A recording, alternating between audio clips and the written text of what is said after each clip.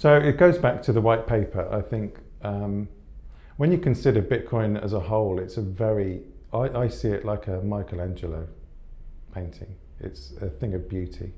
If you look at the economics behind it, all of the incentives behind it, that the miners are incentivized.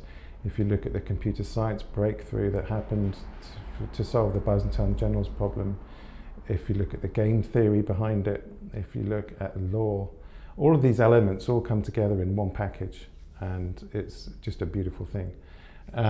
So I feel that in the future that Bitcoin SV has the potential to replace not only peer-to-peer cash, but also other use cases with, as Dr. Wright released in a CoinGeek conference back in November 2018, the MetaNet, and removing further limits that Core introduced on op return and the new op push data for opcodes that are coming back. So Shadows called it the unfucking. So the Core developers have put in a lot of stuff. Steve Shadows from Enchain. Steve Shadows from Enchain is removing or helping the developers at Enchain are removing these artificial limits. There's all kinds of, they're all over the code. Like the number of unchained transactions that can be done. So for example, if I send to you to send someone else to someone else within a 10-minute period, that's got a limit on it, that needs to come off. I think then Bitcoin can really realize its potential. But what the reason it will is because it will make businesses more efficient in terms of reducing their costs. So it will be attractive. I think once one big business comes in, starts using it, and people look at it, for supply chain or for accounting or for notary services, legal, proof of existence, all these kinds of services, when they start using it and people see the value in it, once one large company does that, I think then I'll feel more optimistic than I am now.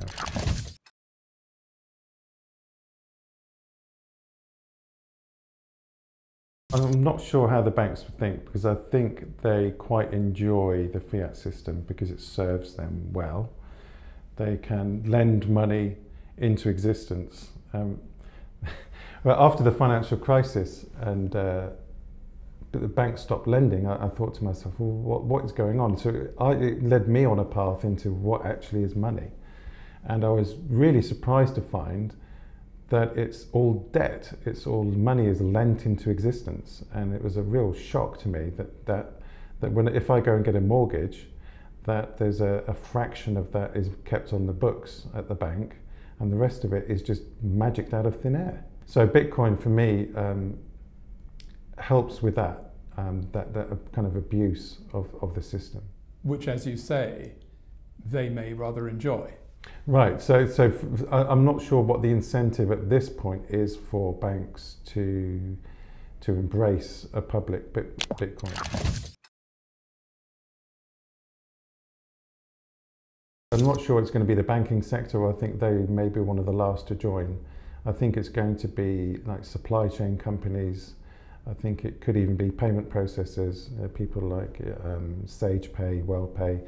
They may be able to reduce their costs by using the blockchain because they have data centers full of servers that they no longer need to have. They can just outsource that to the miners, and that they can provide the interface, they could provide the actual terminals, all that kind of thing, but then have underneath all of the transfer done on the blockchain. And the miners are getting a transaction fee instead of this company having to pay for its own cloud servers and stuff. Right, exactly that, yeah. And I think that we need to scale now.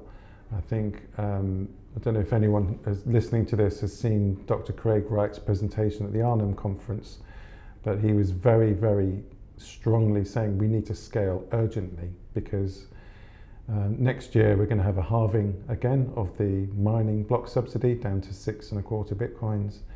And then 4 years after that, they'll halve again and halve again. And at that point, if there's not significant volume, then the miners are going to leave and the system won't be as secure.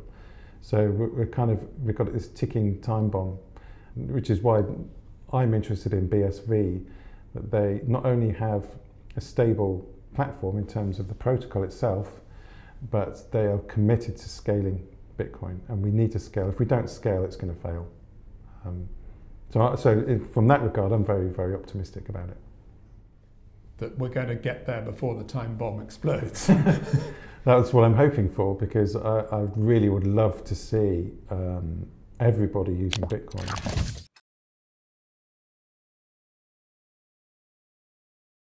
Well, I think if you look at inflation, countries like Venezuela, as an extreme example, governments, if we've all transitioned over to sound hard money, a bit like in the 1800s in the United States where silver was used, if you look at what an ounce of silver would buy you in the early 1800s and then what an ounce of silver would buy you at the end of the 1800s, it was pretty much the same.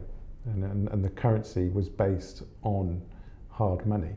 So if we move over from an inflationary model to a stable model, I think we're going to be much wealthier because that money is not abused anymore. Although, of course, when the United States left the gold standard, I think that gave its government more control over its economy. Well, it allowed it to abuse its position. Yeah, I don't subscribe to that. I think that the world will be much better off if you, because it's all about allocation of capital. So if in an inflationary system, there's no incentive to save. You're incentivized to spend. But in a deflationary or stable economy, capital can be allocated where it's needed. So you don't spend your money until you need something. But we need people to spend. We do, but we want them to spend on the right things. So so that we don't have a repeat of 2008 where people are buying things they can't afford. It's just ridiculous. So I think those big busts will disappear if we go to sound money.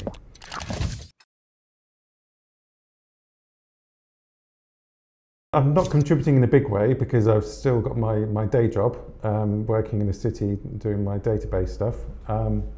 So I remember by the latter half of last year in 2018, Craig Wright saying, we need builders, we need people to build. And I was thinking to myself, what can I do? I need to do something. And I was really, really enjoying the Handcash wallet. And I said to the guys at Handcash, Rafa and Alex, I said, are you going to have a Chrome extension for Handcash? Because to get money off exchanges or from other people that don't have it, it'd be really handy to have a little button in my browser that I can click on and get the address and I can use it that way. And they were like, no, don't have any plans for that. So I thought, okay, I'll just make it. And Craig's been saying we need builders, so I'll just build a little something and get my feet wet. But how difficult is that? Sounds very difficult. So for me, it was quite difficult because I work on in IT parlance we call it the back end, like the data side. I don't work on the front kind of glossy end, the web side. So I got myself an online course. I learnt JavaScript and did a course in CSS and HTML, and over a period of probably 2 or 3 weekends. And then I just started building it, and after probably about a month of weekends of my spare time, managed to cobble something together that kind of worked. You make it sound very easy. So it's probably easier for me than someone who's not technical. So you know, I do write a lot of code, but back-end code. I don't write front-end code. Yeah, and I just found it useful. Did it in fact give you the idea that these guys who work at the front end have it very easy compared to what I have to deal with all the time? Well, the good thing about working on front end code is that you don't need to maintain state, so you don't need to maintain the data. If there's a bug on the back end which wrecks the data, your business is over. So, but on the front end, if there's a form that doesn't look quite right, you can fix that bug and you're all back to how you were. It's all fine. So bugs on the back end are catastrophic. On the front end, it's a lot easier. Okay. So is this thing out then? Yeah. So this is called the Handcash handle converter. So it converts a Handcash handle into a Bitcoin address. And if you go to the Chrome web store and search for Handcash, it will come up, and then you can install it into your Chrome browser and use it to convert handles. But amazingly, this is only one of your projects. There's another one. Yeah, so there's 2 kind of categories. So the Handcash one is open source. I put the source code on GitHub if anyone wants to have a look at it. There's another guy, Derek Moore. I'd like to give a shout out to Derek. He took the code that I wrote and he created a website called handcash.to, where you can do the same thing as my thing, but it's a web page, it's a website instead. So he managed to do that because it was open source. So I then thought to myself, I want to build something a bit bigger. I've got my feet wet. Now let's do something a bit more ambitious. And I've seen the amazing work that the Unwriter has been doing with the Bitcoin DB, the BitDB work that he's been doing, and noticed that by default that it only goes back 9 months of worth of data. So I thought to myself, we really would be handy if we could have an analytics database on Bitcoin. So just explain what exactly we're talking about here. So this is a database that shows you all the previous transactions or something. Right, so the Unwriter's version is you can query, like you can look up a Bitcoin address, you can find out unspent transactions, you can put in queries to get information from the blockchain without having to run a full node yourself. I mean, could you describe it as a sort of search engine for blockchains? I guess, yes, yeah. What I want to do is to build something where in the finance world they have vast analytics platforms. I worked at one of the very large investment bank that will get all of that data in and allow you to write queries against the entire history of Bitcoin and have a result come back very, very quickly. So what sort of thing would you be looking for and why? So for example, at the moment I'm showing mining fees trends, and I'm looking at transaction trends, looking at op return usage, categorizing the amount of op return usage, who's using it, and then you can relate those things together. So ultimately what I want to have is a self-service analytics platform. So you can log into our website, you can choose the things that you're interested in, drag those onto a page, and it will produce some data for you. Right, so it's not actually designed to sort of answer a question, a query about an individual transaction. It's actually generating data points over time. So it's looking at analytics of kind of insights that data mining. It's sort of more of an analytics machine than a search engine. Right, but it can do that as well. Right. So I'm not sure. So what I'm going to do, so Rafa, one of the guys from Handcash, gave a presentation a couple of nights ago at the Bitcoin Cash and Bitcoin SV meetup, and he was talking about the minimum viable product. So as a startup, a new company, you start with something small that works, and then you, based on user feedback, what people like or what they're latching onto, you then build that up, and what people don't like and don't use, you just kind of drop or minimize. So I'm throwing up a website, and I'm going to analyze metrics on what people use, what people like, and get feedback through Twitter, different communication channels, to find out which direction to take it in. So are you just doing this sort of your own entertainment, or is there going to be a business that comes out of it eventually? So yeah, so I'm doing it because I enjoy building. I think I find it fun and rewarding to come up with something that other people use and like using. I feel like I've done something useful to the world.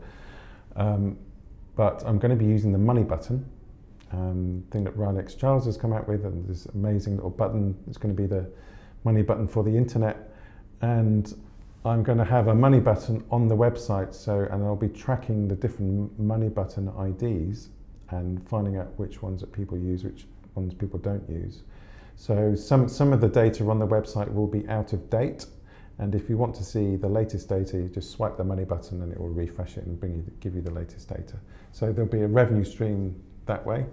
I'm just going to throw it out there and see if people like it, and if they do, then I'll keep going. If they don't, then I'll do something else.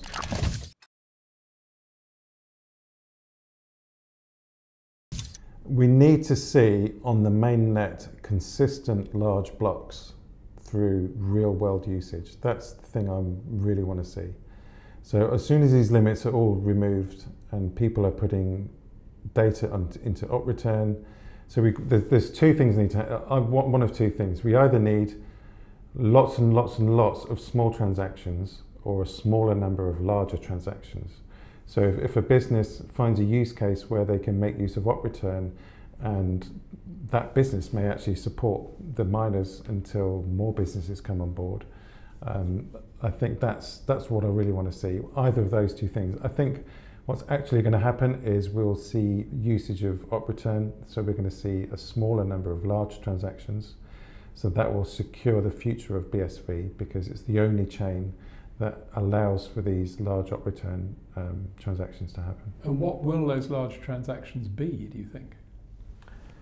Well, at the moment we've got cat videos, but I think it will be data that needs to be immutably stored, and that hasn't been tampered with. You can go back in time. People are putting whole entire websites on the blockchain now. That you know, proof of existence is a big use case. So I'm hoping for businesses to start using it, put data on there, and it doesn't really require, I don't think it requires many big businesses to do that. I mean, even Ryan Charles managed to fill several blocks just uploading some photos. Yeah. So I think it's very doable. I'm very optimistic.